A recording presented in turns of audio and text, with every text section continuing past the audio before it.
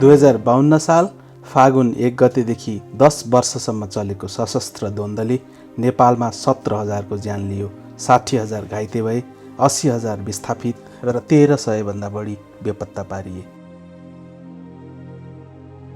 2063 मङ्सिर 5 गते तत्कालीन माओवादी र सरकारबीच भएको शान्ति सम्झौताले सशस्त्र द्वन्द्वको विधिवत अन्त्य गर्यो। शान्ति सम्झौता अनुसार जारी अन्तरिम संविधान 2063 मा सशस्त्र सङ्घर्षका समयमा भएका मानवाधिकार उल्लङ्घनका घटनाहरूमाथि छानबिन गरी दोषीलाई कारबाही गर्ने उल्लेख छ। यसका लागि 6 महिनाभित्र सत्य निरूपण तथा मेलमिलाप आयोग र बेपत्ता पारिएका व्यक्तिहरूको छानबिन आयोग गठन गर्ने, आयोगले 2 वर्षभित्र सङ्क्रमणकालीन न्यायको प्रक्रिया टुङ्ग्याउने पनि संविधानमै उल्लेख थियो। तर 8 वर्ष बितिसकेपछि बल्ल 2071 मा ती 2 आयोग गठन भए। न्याय पाउने आशामा सत्य निरूपणमा 62,000 र बेपत्ता आयोगमा 3,000 भन्दा बढी उजुरी पीडितहरूले दर्ता गरेका छन्। हालसम्म दुवै आयोगले मानवाधिकार उल्लङ्घनका एउटै मुद्दामा पनि अनुसन्धान सकेका छैनन्।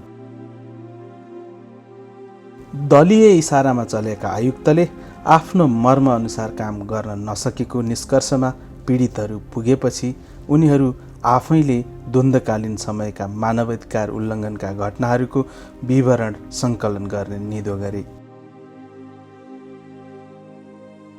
दुवै द्वन्द्वरत पक्षबाट पीडित भएका सबै प्रकृतिका पीडित र देशैभरिका द्वन्द्व पीडित संस्थाहरूको छाता सङ्गठन द्वन्द्व पीडित साझा चौतारीले यस कामको नेतृत्व लियो।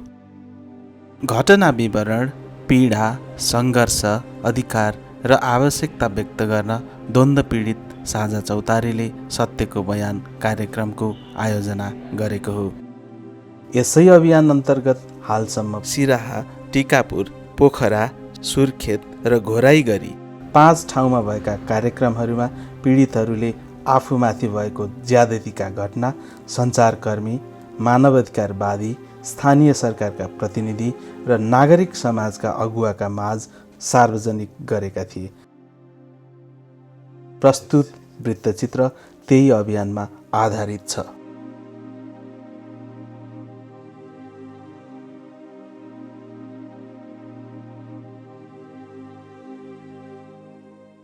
द्वन्द्व नै छ सबको आँखामा, मलाई पुछ्ने किसानी दाजुभाइ मार्यो कठै बन पाखामा।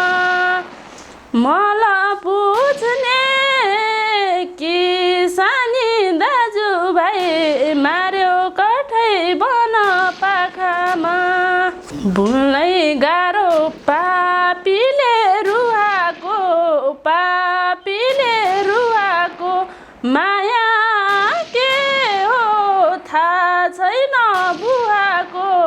द्वन्द्व नै हो सबको आँखामा, मलाई पुछ्ने किसानी दाजुभाइ मार्यो कठै बन पाखामा।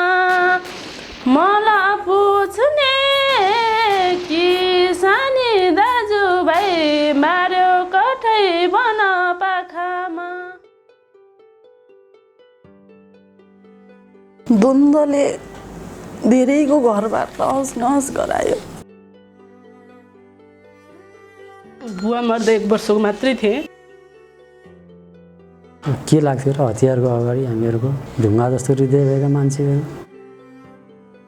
रुखलाई नै अचान बनाएर घाँटीमा 3 ठाउँमा खुकुरीले काटेको थियो। दिदीले बिहे गर्यो, बहिनीले बिहे गर्यो, सबैले यसको उमेर भइसक्यो किन बिहे गर्न थालेन भने सबैले कति रुने। म त रोएर बानी परिसकेको छु। अब बालखैमा हिंसा भोग्नु र परिवारजन गुमाउनु भनेको जीवनको सबभन्दा आनन्दको समय गुमाउनु हो। सशस्त्र द्वन्द्वका बेला साना बालबालिका अहिले युवा भएका छन्। खुसी र उत्साहले भरिनुपर्ने यो उमेरमा उनीहरू निराश र दुखी छन्।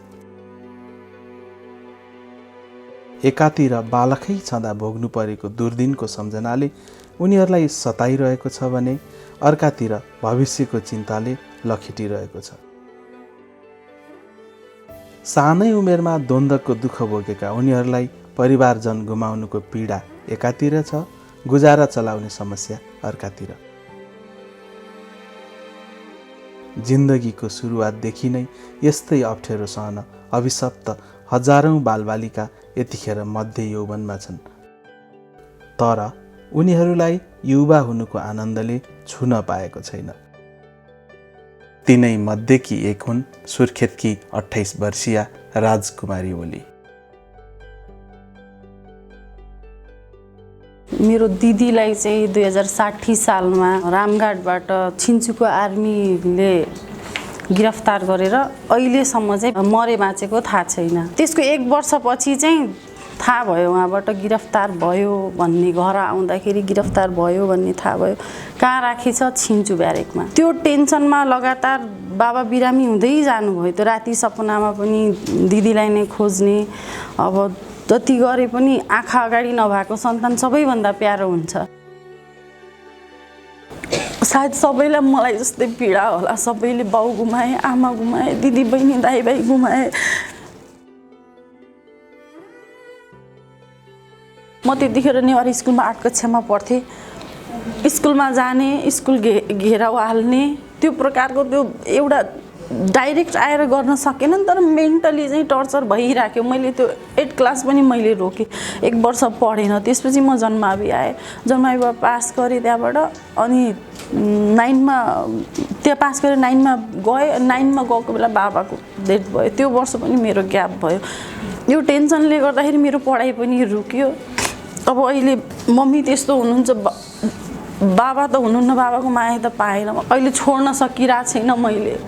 म अहिले पनि यति घन्टा यहाँ कसरी बसेछु मलाई मात्रै थाहा छ। मैले वरपरको मान्छेलाई भनेर आउनुपर्छ, उहाँको सानो बच्चालाई खुवाए जसरी खुवाउनुपर्छ, दिसा पिसाबदेखि लिएर सब चिज गर्नुपर्छ। कसैले बुझ्दैनन् उहाँले बोलेको, मैले मात्रै हो बुझ्ने।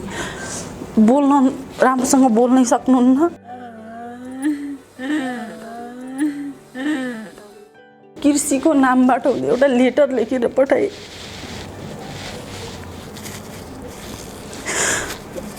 बाबाको र मेरो नाममा आयो त्यो। अब त्यो कृषिको नामबाट भएको भएर सायद तिनीहरूले चेक पनि गरेनन् होला। मलाई यसरी बचाउनु, म बाघको पन्जामा छु। कतिखेर खान्छ थाहा छैन। एकजना सन्तानको लागि मेरो पुरै फ्यामिली तहस नहस भयो। मैले मेरो बचपनमा बाबा गुमाएँ। अहिले जिउँदो हुन्थेँ भने मसँग मलाई सपोर्ट गर्ने एउटा साथी हुन्थ्यो, मेरो दिदी। अहिले सबै जिम्मेवारी म माथि आएको छ। छोरा मान्छेहरू त्यति कुरा बुझ्दैनन्। त्यो बाबुआमाको पीडा उनीहरू नजिक पनि बसेको छैनन् मम्मीसँग। उनीहरूलाई त्यो पीडा थाहा पनि हुन्न। म छु, 2टा भाइहरू छन्, तर पनि आफू त्यस्तो हुनुहुन्छ। अझै पनि त्यो दिदीको फोटो हेर्दै रोएर बस्नुहुन्छ। सेनाले बाबुलाई पक्रेर बेपत्ता बनाउँदा 3 वर्षकी थिइन् बर्दियाकी सीमा चौधरी, जसको जीवनमा खुसीको एक पल पनि कहिल्यै आएन। बुवा शब्ददाखेरि अर्कै लाग्छ। लेख्दाखेरि पनि बुवा भन्ने शब्दले अर्कै आउट फिल हुन्छ। म त्यो शब्द पढ्न पर्यो भने पनि उच्चारण गर्दिनँ। धेरै खुसी हुँदाखेरि बुवाको याद आउँछ। अनि साथीहरूले कुरा गऱ्यो भने पनि याद आउँछ। आएर फोटो समातेर रुन्छ। जीवनका प्रारम्भिक समयमा पितासँग बिताएका थोरै सम्झनाहरू धमिलो बन्दै गएका छन्, जसलाई उनी सम्झी सम्झी चखिलो पार्न खोज्छिन् हरेक दिन। पहिला त 1-2 रुपियाँको बिस्कुट आउँथ्यो नि, त्यो बिस्कुट किनेर ल्याउनुहुन्थ्यो। अनि खै कहाँ लुकाउनुहुन्थ्यो, मलाई खोज्न लानुहुन्थ्यो कि सबै शरीर खोज्दा पनि नभेटिने। अनि पछि आफै खै कहाँबाट निकाल्नुहुन्थ्यो, त्यो याद छ।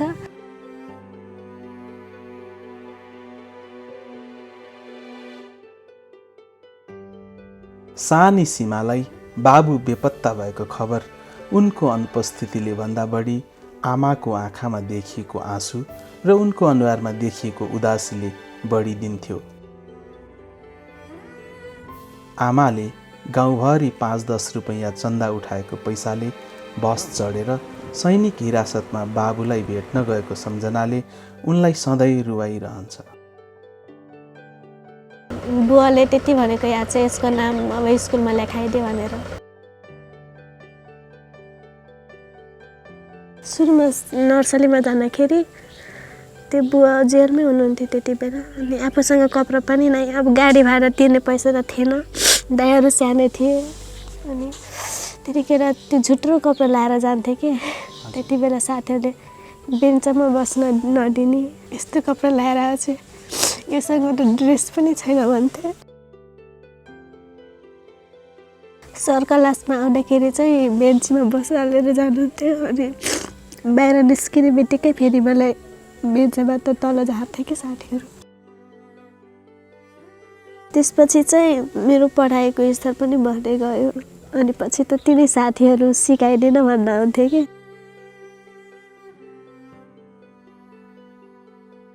कुनै जब पनि छैन, एउटा सानोतिनो जब भए हुन्थ्यो जस्तो लाग्छ कि आफ्नो खर्च आफैले। त्यो सानो एउटा ब्रस किन्न पनि आमासँग पैसा माग्नु पर्छ।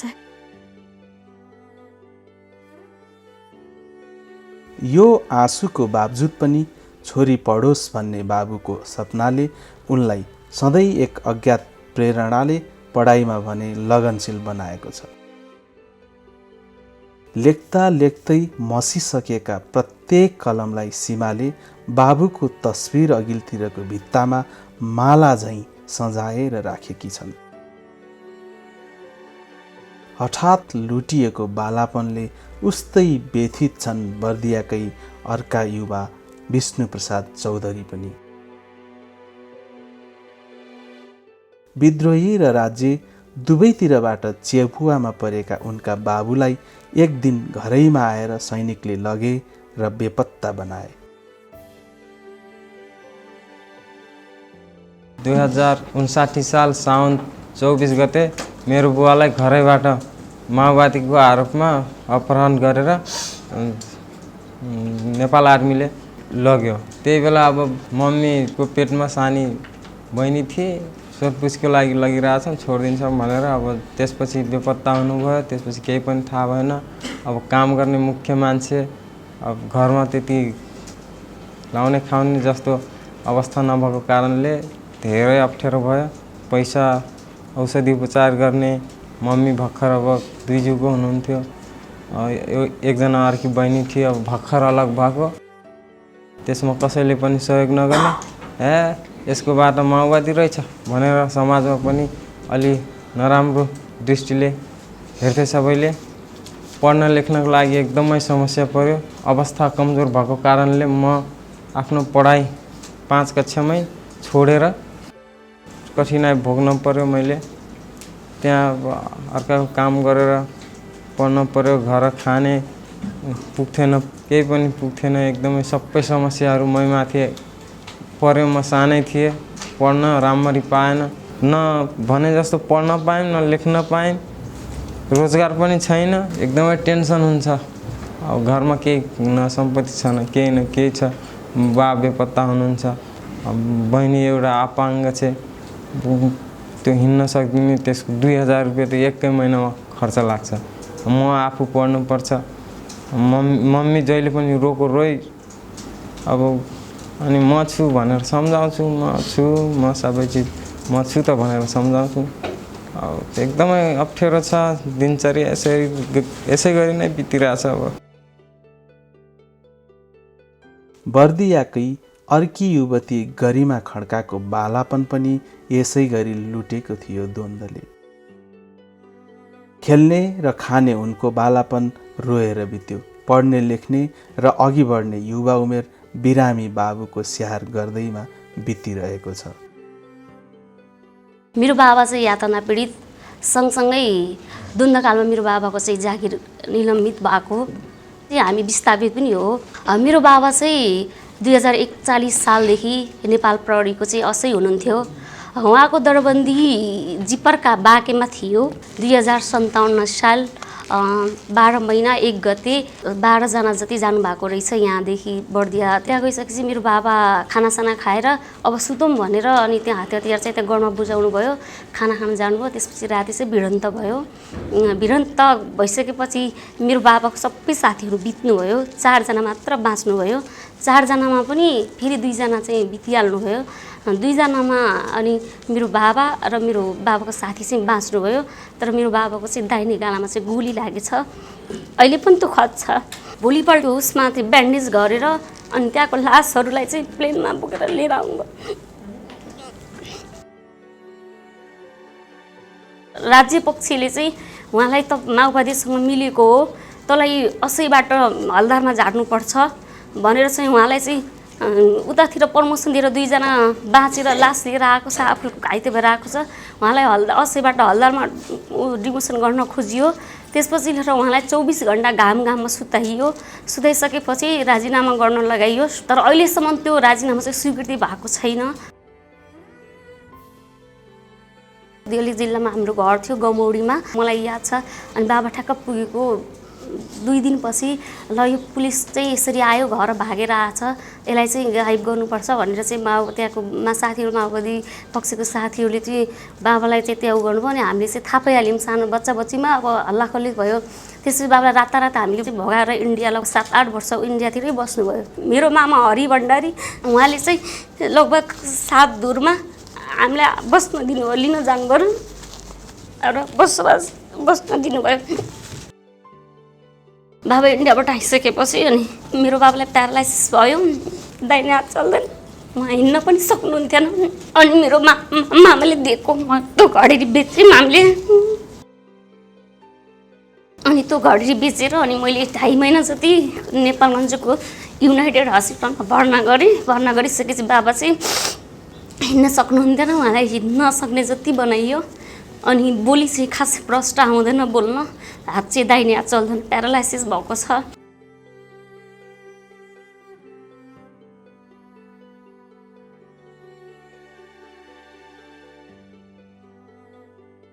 दैलेख खुर्सानी बारीका सागर कोइराला युद्धको असिनाले झरेका अर्का कोपिला हुन्, जसले आनन्दमा फक्रिने मौका कहिल्यै पाएनन्। जनयुद्धले हामीलाई छानिकन रोजिकन पल पलमा रुवायो।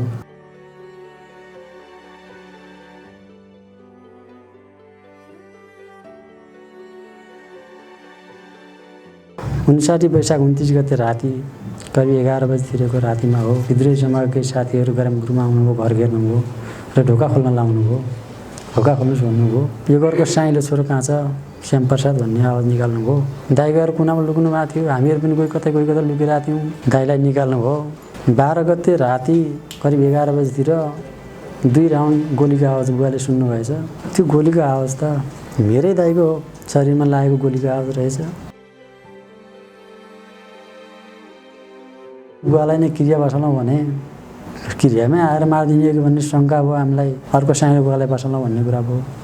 साइनो बुवालाई कोडामा बसाल्यौँ। 3 दिनको दिनमा आएर क्रिया नगर्नु भन्ने जवाब दिनुभएछ। फेरि क्रिया पनि गरिएन। वैशाख 29 गते हामीहरूले घर छोड्यौँ। विस्थापित जीवन जिउन सुर्खेतमा आयौँ हामीहरू।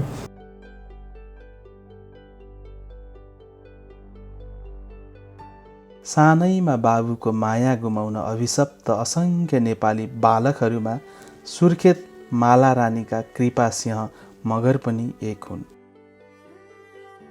उनका बाबुलाई तत्कालीन माओवादीहरूले अपहरण गरेर लगेका थिए 2058 जेठ 28 गते। त्यस यता उनी बेपत्ताको बेपत्तै छन् र छोरा कृपा सिंहका जीवनका सारा खुसी पनि बेपत्ताको बेपत्ता नै छ। अहिलेसम्म उहाँ कहाँ हुनुहुन्छ, के हुन्छ, कुनै पनि त्यस्तो खालको केही पनि जानकारी आएको छैन। बाबालाई गिरफ्तार गरिसकेपछि त्यति मैले बिचमा मेरो पढाइ अस्तव्यस्त भयो। त्यसपछि बाबाको जब बेपत्ता भयो त्यसपछि घरमा सबै अस्तव्यस्तको व्यवस्था सबै कुराहरू अन्यलतामा रह्यो र अहिले फेरि हामी बिस्तारै के गर्नुपर्छ, अब सबै कुराहरूलाई ठिकै छ सबै कुराहरू, यो पीडा त एक ठाउँमा छँदैछ। हामी जस्तै या धेरै खालका साथीहरू हुनुहुन्छ, कोही घाइते अपाङ्ग हरेक कुराहरू हुन्छ। अब कतिपय साथीहरू त यतिसम्म छटपटाइरहेको अवस्था पनि हामीले देखेका छौँ र त्यो देख्दाखेरि हाम्रो त भनौँ कि अहिलेसम्म बेपत्ता हुनुहुन्छ अनि उहाँहरू जस्तै अहिलेसम्म कुनै पनि त्यस्तो खालको थाहा नभए तापनि ठिकै छ त्यो आफ्नो खालको पीडा छ र अझै त्यो घाइते भएर पूर्ण रूपले त्यो सकुशल बाँच्न सकिरहेको छ न त त्यो मृत्यु हुन सक्छ। त्यस्तो अवस्थामा पनि बाँचिरहेको देख्दा हामीलाई सम्हालिरहेका छौँ। बर्दियाकै अर्की युवती बीना चौधरीको बाल्यकालीन सम्झनामा पनि खुसीको कुनै अंश छैन। उनी सानै छँदा माओवादीले 2059मा उनको बाबुको हत्या गरे। त्यसपछि सुरु भएको दुःखले उनको जीवन अहिले पनि बेहाल छ। हत्या चाहिँ बाबाको 2059 साल भदौ 25 गतेको दिन भएको। त्योभन्दा अगाडि 2057 सालमा चाहिँ बाबाको यातना भएको। चिरपटको दाउराले चाहिँ हानेर बाबाको पुरै एक धर नचल्ने गरेर चाहिँ बाबालाई यातना दिएको।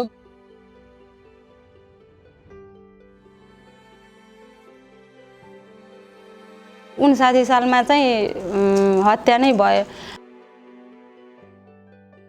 हत्या गर्ने मान्छेलाई अब सबै चिनिन्छ सबै, अब तर नाम त्यसरी टोक्न मिल्दैन। हामीलाई सुरक्षाको पनि खाँचो छ। बाबा हामीलाई एकचोटि पनि भेटेर जानु भएन, हामीलाई भेटेर त जानु।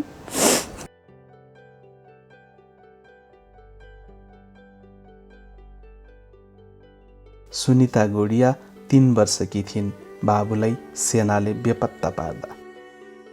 उनको बाल मस्तिष्कमा सेनाले बाबुलाई लछार पछार पार्दै लगेको घटनाले ठुलो आघात पारेको छ।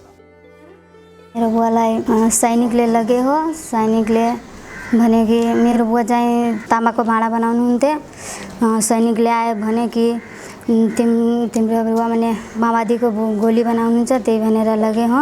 त्यहाँ लगेर म 3 वर्षको थिएँ जब मेरो बुवालाई लग्नुभयो। त्यो घरमा खोजखाज गर्नुभयो, सब सामान यताउता फालिदिनु भयो। मेरो बुवाले मेरो खुट्टा ढोकेर अनि फेरि लैजानुभयो। तबदेखि आउनु भएन मेरो बुवा। मेरो बुवा बेपत्ता भएपछि धेरै दुःख आयो। हामी पढ्न नपाएँ। जब तिहार हुन्थ्यो सबैको बुवा आमा कपडा ल्याएर आउनुहुन्थ्यो, तर हाम्रो मम्मीहरूको मागेर हामी लगाउनुहुन्थ्यो कपडा सपडा। तिहारहरू एउटा हाम्रो यहाँकोमा हुन्छ चाडपर्व करवा चौथ, तब सबैले पुज्नुहुन्थ्यो तर मम्मी पुज्नुहुन्थेन। तब भन्थेँ मैले किन मम्मी तपाईँ पुज्नुहुन्न? भन्छन् तेरो बुवा आएपछि पुज्छु। त हामी धेरै दुःखी हुन्थ्यो किनकि सबैको घरमा पाक्थे तर हाम्रो घरमा पाक्थेन।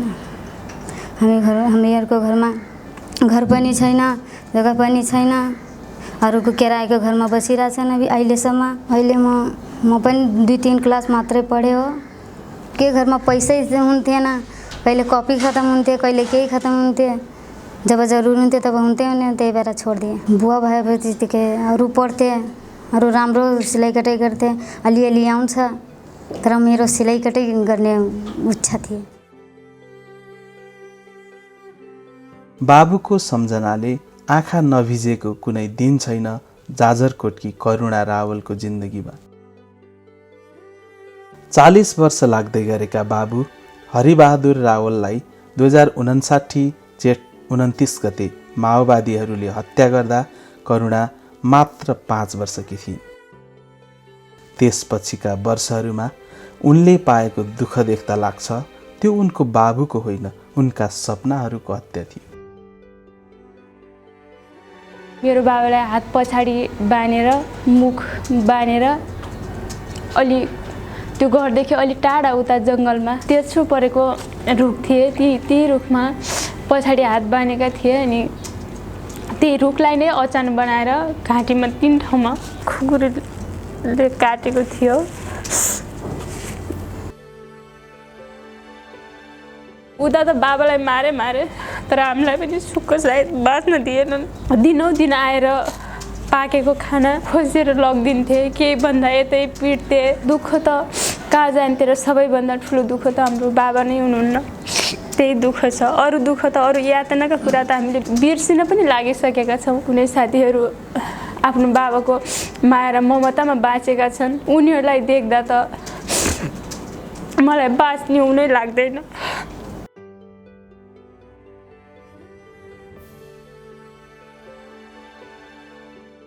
द्वन्द्वको उद्गम स्थल रुकुम खाराकी खेमा ओली 1 वर्षकी थिइन्। 2056 फागुन 10 गते उनका बाबु भानु ओलीलाई सेनाले दिनदहाडै गोली हान्दा। पीडालाई गीतहरूमा उदिन्ने ओलीको बालापन बाबुको अभावमा रोएरै बित्यो भने युवा उमेर अनिश्चित भविष्यको चिन्ताले जलिरहेको छ। बुवा नहुँदाको पीडा सायद सबैलाई हुन्छ, तर त्यो पीडा माया के हो मलाई केही पनि थाहा छैन। तर सुन्दाखेरि नै आमाहरूले भन्दाखेरि रुँदाखेरि मलाई सबै साथीहरूले बुवा खै स्कुलमा भन्दाखेरि सबैले बुवा भन्दाखेरि मलाई साह्रै पीडा हुन्थ्यो। बुवाको माया अरूले बुवा भन्दा अरूले बुवासँग पैसा माग्दा मलाई कति अडिक लाग्थ्यो।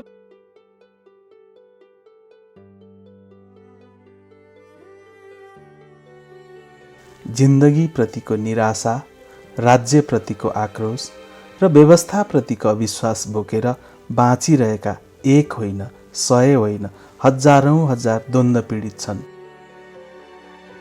जुन पीडा बाल्यकालमा भोग्यो होइन, निर्मूल त पार्न सकिँदैन त्यो पूर्ण रूपमा। त्यो पीडालाई फेरि त्यो टाइम पछाडि गएर त्यसले चेन्ज गर्न त सकिँदैन। त्यो पीडा त मनमा भइ नै राख्छ। त्यही पनि वर्तमानमा हेर्दाखेरि वर्तमानको आवश्यकता पुरा गरिदिनु पर्यो कि हामीसँग क्वालिफिकेसन छ होइन, हामी यो बेपत्ता परिवार सहित परिवार भएकै नाताले हामीले जागिर दिनु भनेको पनि होइन। हामीसँग क्वालिफिकेसन छ, क्वालिफिकेसनको आधारमा हामीलाई सानोतिनो जब दिए पनि हुन्थ्यो। हामी बेपत्ता परिवार हो, सहित परिवार हो, अनि हामी कमजोर छौँ, त्यसको नातामा हामीले जब दिनु भनेको होइन कि हामी पनि अरू जस्तै क्षमता छ, अरू जस्तै गर्न सक्छौँ, त्यसमा पनि हेला गरिरहेछ। मैले अपेक्षा गर्ने भनेको नेपाल सरकारको एउटा असै पोस्टमा छ के अरे 15 वर्ष 6 महिना जागिर गरेर 1 वर्ष रिटायर हुने बेला अहिले त्यो प्यारालाइसिस त्यो अवस्था भयो भने उहाँलाई चाहिँ मन्थली कमसेकम पेन्सनै भए पनि 2000 भए पनि नेपाल सरकारले दिदिएको भइदिए मलाई चाहिँ अलिकति बोझ हट्थ्यो होला। न्याय हामीले नपाए पनि तर हामीभन्दा पछाडिका साना भाइ बहिनीहरूमा फेरि यस्तो दिन नआओस्, यस्तो घटनाहरू नघटोस्, उनीहरूमा यस्तो जीवन उनीहरूको नबितोस्।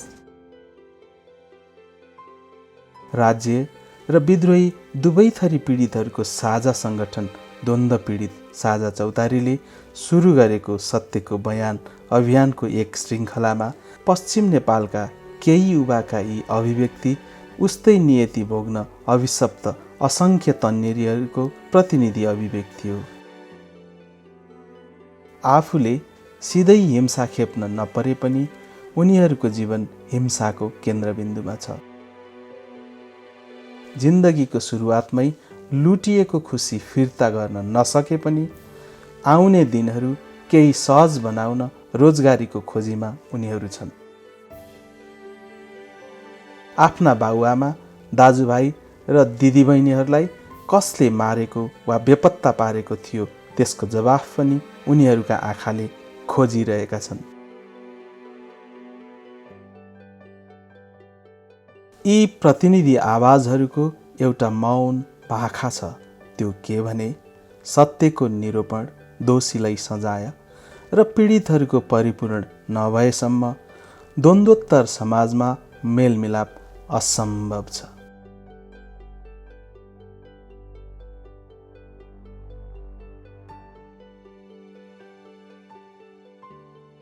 सादा सिदा झुत्रे झाम्रे लाएका, झुत्रे झाम्रे लाएका, मार्यो कठै दारे चिर्न गएका, मार्यो कठै सारा जगत, घर जलाए बनाथ्यो खरानी, मान्छे मार्यो बग्यो रगत, घर जलाए बनाथ्यो खरानी, मान्छे मार्यो बग्यो रगत, खुसी हुन्न अब त सारा नै, अब त सारा नै, मान्छे मार्यो जल्यो नि खारा नै, मार्यो काठै सारा जगत, घर जलाए बनाथ्यो खरानी, मान्छे मार्यो बग्यो रगत, घर जलाए बनाथ्यो खरानी, मान्छे मार्यो बग्यो रगत, घर जलाए बनाथ्यो खरानी, मान्छे मार्यो बग्यो रगत।